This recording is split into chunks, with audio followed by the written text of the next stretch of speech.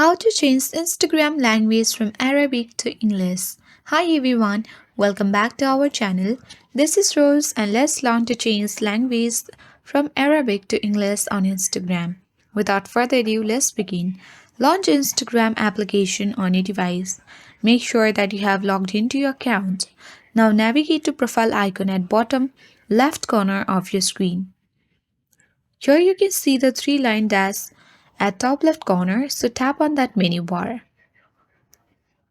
When you reach on this section, you need to scroll down and navigate to the language option.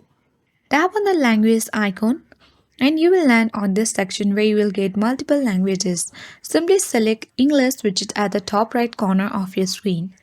And as you can see that we have successfully changed the language from Arabic to English on Instagram.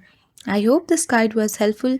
If it was, then do like, share, comment, and don't forget to subscribe. Thank you for watching.